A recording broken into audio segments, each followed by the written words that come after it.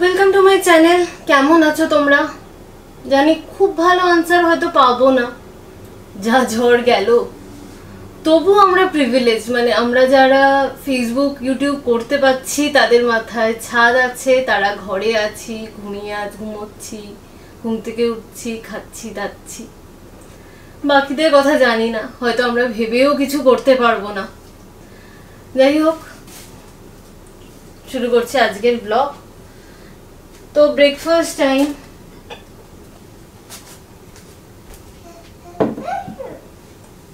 আমাদের খুব জটিল সময় যাচ্ছে আসলে।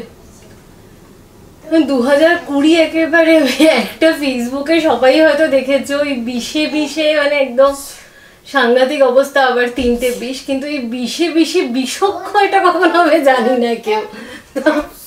মানে আমি বিষক্ষয়ের জন্য ওয়েট করে আছি। 20-এ বিষক্ষয় তো হওয়া উচিত। যাই হোক,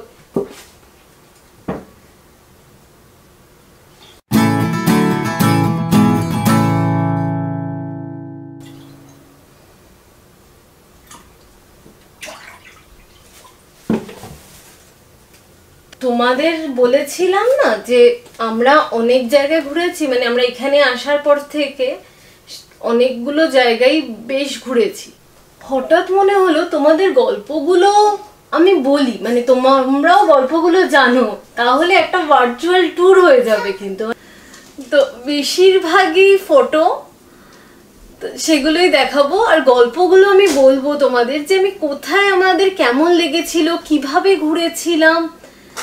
শিকাগোটা আসলে একটা দারুণ এক্সপিরিয়েন্স ছিল। ওটা আমাদের এখানে আসার পর ফার্স্ট ট্রিপ ছিল, মানে আর মেয়েকে নিয়ে। ওই টাইমটায় আমাদের মানে এক্সাইটমেন্ট তো প্রচন্ড হচ্ছিল, বাট ভয়ও সেরকম করছিল। অনেক দিন আগে থেকে আমরা প্ল্যান শুরু করতে পারিনি, কারণ জাস্ট তার 3 মাস আগে আমরা এখানে এসে পৌঁছেছি। এবার আমরা 10-15 দিন আগে আমরা প্ল্যান করা শুরু করেছিলাম ওটা। তো যাই হোক, এয়ারপোর্টে পৌঁছলাম। আমাদের হাতে ছুটি খুব কম ছিল, মানে সার্বিক জাস্ট একদিন ছুটি নিতে পারতো। আর আমরা কিন্তু বেরিয়েছিলাম বুধবার, কারণ বুধ আর বৃহস্পতি সার্বিককে অফিসে যেতে হতো। আমরা মঙ্গলবার বেরিয়েছিলাম। মঙ্গল, বুধ, বৃহস্পতি সার্বিককে অফিসে যেতে হতো। তারপরে শুক্রবার হলো সার্বিকের ছুটি, তারপরে শনিবার কাটিয়ে আমরা চলে আসবো। রোববার দিনটা আমরা ওখানে থাকতে চাইনি, কারণ হচ্ছে রোববার দিন প্রচন্ড ভিড় হয়। তো আচ্ছা, তার ভালো করে বলা হচ্ছে না, আমি এটা সার্বিককে দিয়ে আসি, তারপরে বলছি।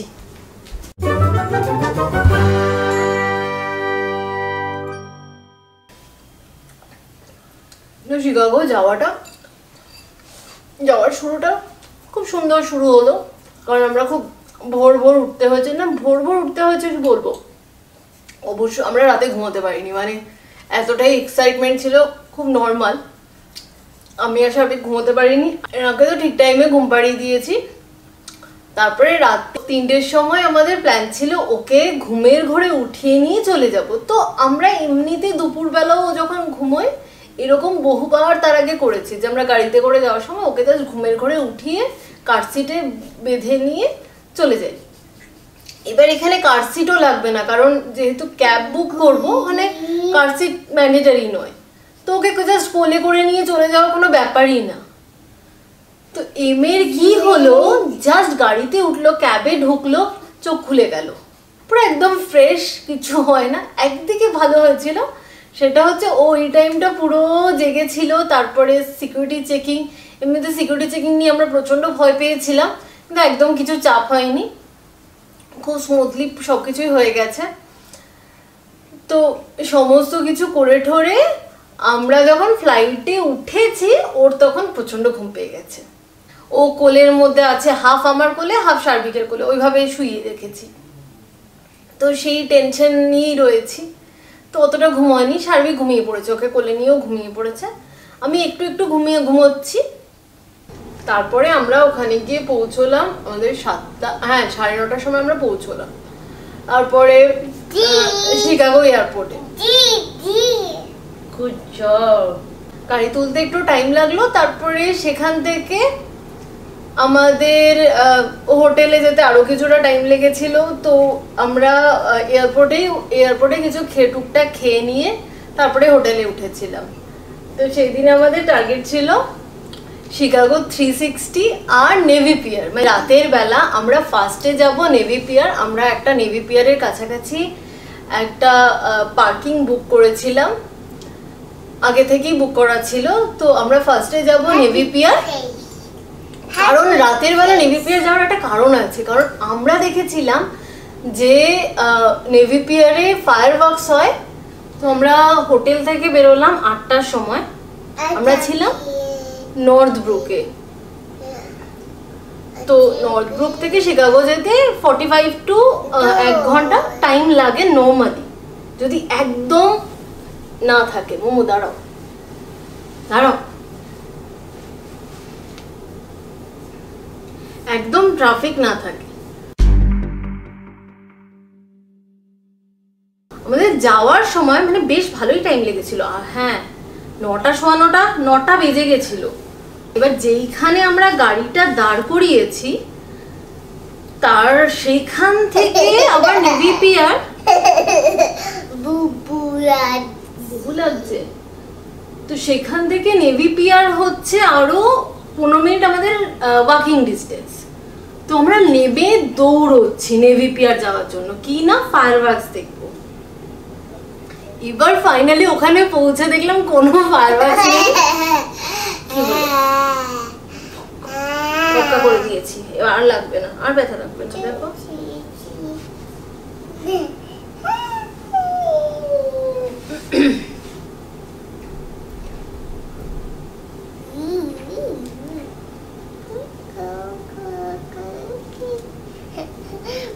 তো কোনো ফায়ার ওয়ার্কস নেই। ওখানে গিয়ে পৌঁছে দেখলাম সামনে একটা ট্রাফিক পুলিশ ছিল। তো সার্বিককে বললাম তাকে গিয়ে জিজ্ঞাসা করতে, যে সার্বিক গিয়ে জিজ্ঞাসা করলো। তো ওরা বললো জিনিসটা শুধুমাত্র সামারে হয়, মানে এই শিকাগোর ফায়ার ওয়ার্কসটা শুধু সামারে হয়। তো জুলাই অবধি হয়েছে, আফটার দ্যাট ওরা বন্ধ করে দিয়েছে, ব্যাস। তো এখান থেকে এবার আমাদের যেতে হবে হচ্ছে শিকাগো 360, যেটা আমরা হেঁটেই যাবো। বাট অলরেডি আমরা 9:30টার সময়, ওখানে 9:30টার সময় ফায়ার ওয়ার্কসটা হওয়ার কথা। আমরা 9:30 থেকে ওখানে 9:45 অবধি ওয়েট করেছি। এবার আমরা যাব হচ্ছে 360-তে হেঁটে। আর শিকাগো 360 ক্লোজ হয়ে যায়, মানে লাস্ট ঢুকিয়ে নেয় লোকজনকে, সেটা হচ্ছে 10:15। আমাদের হাতে আধ ঘন্টাই টাইম আছে। এবার আধ ঘন্টাটা এনাফ নয়, কারণ আমরা জানি না যে ঠিক কোন জায়গাটা আমরা গিয়ে খুঁজে পাবো কিনা। কারণ সামটাইমস এরকম হয় যে গুগল ম্যাপ কাজ করে না। তো ভয় তো করছি, অলমোস্ট দৌড়চ্ছি। তো যেতে যেতে কয়েকটা ফটো তুলে নিলাম।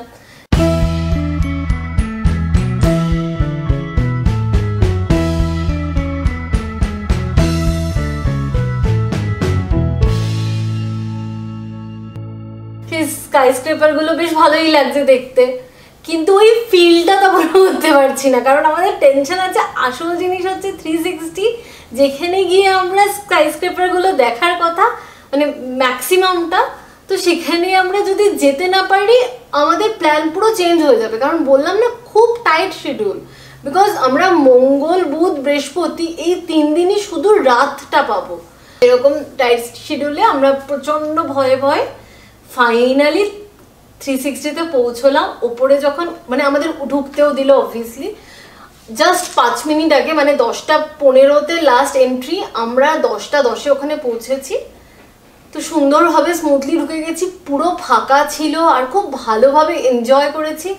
মানে প্রত্যেকটা দিকে ফটো তুলতে পেরেছি। মানে ফার্স্টে আমরা বুঝতে পারছিলাম না যে আমরা কোথা দিয়ে ফটো তুলবো। আর দূর থেকে লাইট, আমরা অ্যাকচুয়ালি যে লিস্টগুলো বানিয়েছিলাম দুটো হচ্ছে, একটা হচ্ছে শিকাগো 360 আর একটা হচ্ছে উইলিস টাওয়ার, মানে যেটা স্কাইডেকো বলে। তো এই দুটো থেকেই ওপর থেকে পুরো শিকাগোর ভিউটা পাওয়া যায়। তো আমরা ওই জন্য ভেবেই নিয়েছিলাম একটা সকালে যাব, একটা রাতে যাব। তো এই শিকাগো 360টা আমরা রাতে যাচ্ছি, রাতে সত্যি ভীষণ, আমি তখনও জানি না যে মানে দিনের ভিউটা কেমন লাগবে, তবে সত্যি রাতের ভিউটা দারুণ লাগলো। মানে হ্যাঁ, মানে এটা একটা এমন ভিউ যে হয়তো এটাকে কোনোভাবেই সমুদ্রের সঙ্গে বা পাহাড়ের সঙ্গে তুলনা করা যায় না। মানে নেচার এমন একটা জিনিস যেখানে তোমার থাকতে ভালো লাগবে, মানে অনেকক্ষণ ধরে বসে আছি, সেই স্মুথনেসটা সেটা নিচ্ছি। এখানে সত্যি সেরকম কোনো ব্যাপার নেই, বাট এটা একটা অসাধারণ ব্যাপার, মানে কৃত্রিম ব্যাপার, বাট আমি দেখছি সেই ব্যাপারটাই অন্যরকম।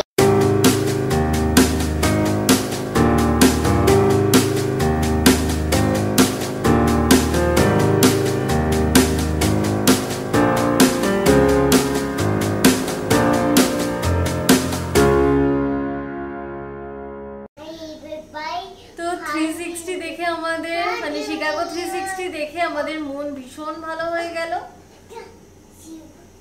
নেভি পিয়ারে ফায়ারওয়ার্কস না দেখার দুঃখটা সম্পূর্ণ ভুলে গেলাম। ওখান থেকে ফেরত এলাম এবার হোটেলে আসতে বেশিক্ষণ টাইম লাগেনি, কারণ রাতের বেলা ট্রাফিক একদমই ছিল না, আর রাতে আসার পথেও ঘুমিয়ে পড়েছিল, তো একদম মানে খুব স্মুথ হয়েছে ব্যাপারটা। এবার নেক্সট ডে, মানে আমাদের সেকেন্ড ডে, বাট ওটা অ্যাকচুয়ালি অফ ডে, কারণ ওই দিন আমরা আর বেরোইনি, ওই দিন রেস্ট নিয়েছি, কারণ রেগুলার সার্বিকের অফিস করে তারপরে আবার গাড়ি নিয়ে ঘুরতে যাওয়াটা সত্যি একটুখানি চাপ হয়ে যেত। তো আমরা সেকেন্ড ডেটা অফ নিলাম, আমরা কাছাকাছি একটা গ্রসারি স্টোরে গিয়ে একটু ওর খাবার দাবার টুকটাক জিনিস এসব কিনে নিলাম। তো এরপরে আমরা যাচ্ছি থার্ড ডেতে সার্বিক অফিস করে অফিসের মাঝখানে আমাদের শিকাগোতে একটা বিএনবিতে, যেটা আমি আগে থেকে বুক করে রেখেছিলাম, ওটা ভীষণ ভালো বিএনবি ছিল, নতুন এনলিস্ট হয়েছিল ভীষণ ভালো বিএনবি ছিল। তোমাদেরকে আমি ফটো দেখাচ্ছি, এত ভালো, মানে আমাদের সত্যি এক্সপেকটেশনের বাইরে ছিল।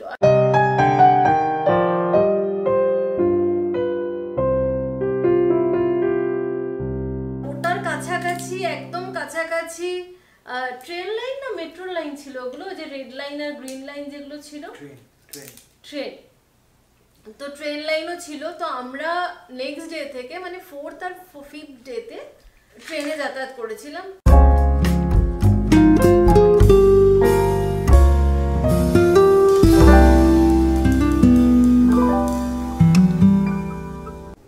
হ্যাঁ, তো আমরা পরের দিন, মানে তৃতীয় দিন আমরা শুরু করলাম ক্রাউন ফাউন্টেন থেকে। ক্রাউন ফাউন্টেনটা দারুণ ছিল না? ওই রাতের বেলা, মানে এরকম ইউনিক ফাউন্টেন আমরা এর আগে দেখিনি। আমরা তো অনেক ফাউন্টেন দেখেছি, ইভেন শিকাগোতেও আরেকটা ফাউন্টেন দেখলাম, কিন্তু ক্রাউন ফাউন্টেনটা সত্যি মনে থাকবে, এটা ইউনিক, মানে একটা ফটোর মধ্যে জিনিসটা ন্যাচারাল হয়তো নয়, কৃত্রিম ব্যাপারটা ঠিক কথা, কিন্তু একদম ইউনিক। ফাউন্টেন মানে আমরা যেরকম বুঝি মাঝখান দিয়ে জল, সাইডে অনেক ডিজাইন করা, বাকিংহাম ফাউন্টেনটা সেরকম, কিন্তু ক্রাউন ফাউন্টেনটা হচ্ছে, মানে আমি ফটো দেখাচ্ছি তোমরা বুঝতেই পারবে, হয়তো দেখেছো, অবশ্যই দেখেছো, ফটোর মধ্যে দিয়ে মানে একটা ডিজিটাল ফটো ফ্রেম টাইপের বা একটা টিভি ধরো, তো তার মধ্যে দিয়ে ফাউন্টেন, মানে একদম ইউনিক না? হ্যাঁ, সেটাই।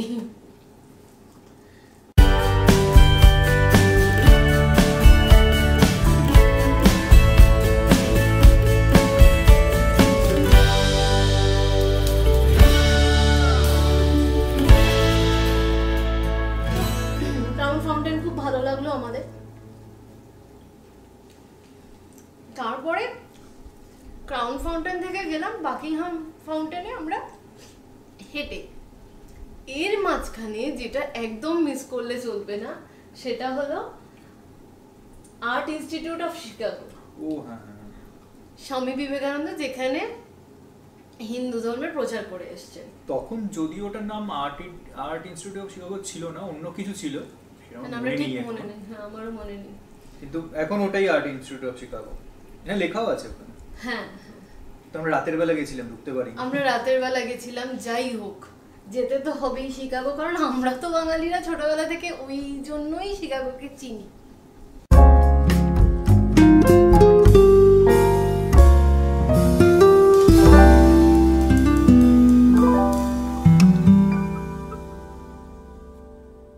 এরপরে বাকিংহাম ফাউন্টেন, যেটা ভীষণ সুন্দর, অবশ্যই ভীষণ সুন্দর। আমরা রাতে গেছি, আর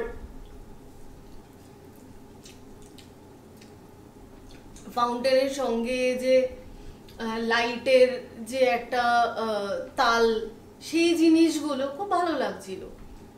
তবে হ্যাঁ, অবশ্যই ক্রাউন ফাউন্টেনের সঙ্গে কম্পারেবলই নয়, ওটাও ভীষণ ভালো। আর অনেকে এই দুটো জিনিসই সকালে বা বিকেলে এরকম কোন টাইমে দেখবে ওইভাবে চুজ করে, কারণ সকালে একরকম, বিকেলে ওগুলো আরেক রকম। তো আমরা চুজ করেছি যে এইগুলো আমাদের রাতের বেলা ভালো লাগবে, কারণ লাইটের একটা ব্যাপার আছে। বাট এটা নয় যে সবাইকে ওই টাইমেই যেতে হবে, রাতে গিয়ে দেখতে হবে। সকালবেলাও ওটার আলাদা করে ভিউ পাওয়া যায়, কিন্তু আমাদের হাতে এত টাইম ছিল না যে সব জায়গায় দুবার করে গিয়ে দেখবো। কম্পারেটিভলি আমার শিকাগোটা সন্ধ্যে থেকে রাতের মধ্যে এই ভিউটা আমার অনেক বেশি ভালো লেগেছে অন্য সময়। হ্যাঁ, আমাদের তো তাই মনে হলো। এবার ডিফারেন্ট তো হয়ই চিন্তাধারা। যাই হোক, সত্যি ভীষণ এনজয় করেছি বাকিংহাম ফাউন্টেনও।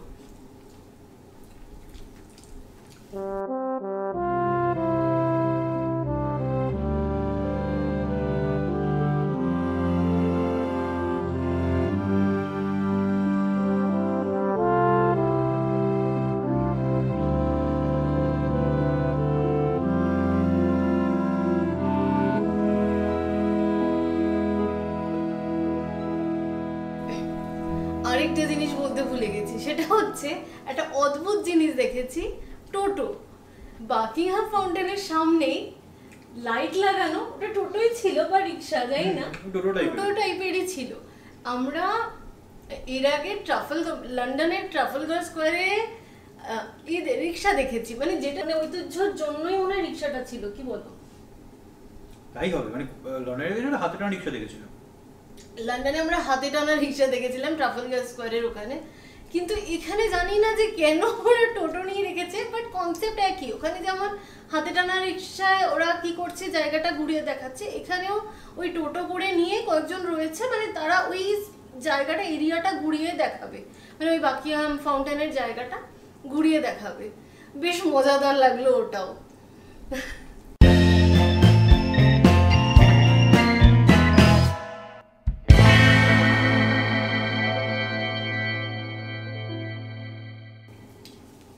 আমাদের ফোর্থ ডেটা খুব হেক্টিক ছিল, প্রচুর হাঁটাহাঁটি হয়েছে, ভালো লেগেছে, কিন্তু মানে পায়ের উপর দিয়েও ভালো দখল। আর মানে যা যা আমরা প্ল্যান করেছিলাম অতবার পুরো সাকসেসফুল হয়েছে। মানে আমাদের অ্যাকচুয়ালি ফ্রাইডেটা ছিল এমন একটা ডে, তো যেদিন আমরা সকাল থেকে রাত অবধি পুরো টাইম পেয়েছি, আর পুরোটাকে ইউটিলাইজ করেছি। আর সবচেয়ে ইন্টারেস্টিং একটা জিনিস, যেটা সব রোজ দেখা যায় না, সেই সময়টাই শুধু দেখা গেছে, সেটা হচ্ছে শিকাগো হেঞ্জ, সেটাও আমরা দেখেছি। এই হেন জিনিসটা সব জায়গাতেই দেখা যায়, মানে বিশ্বের বিভিন্ন জায়গা থেকেই দেখা যায়। মানে এই সবকটাই ওই কোনো না কোনো আর্কিটেক্টের বানানো, মানে যেখানে যেগুলো পুরো প্ল্যান্ড সিটি, একদম পুরো গোড়া থেকে একজন বা দুজন বা একটা গ্রুপ অফ আর্কিটেক্ট মিলে বানিয়েছে, তারাই সেসব জায়গায় হেন জিনিসটা করেছে অনেকেই। তো শিকাগোতেও হয়েছে জিনিসটা সেম।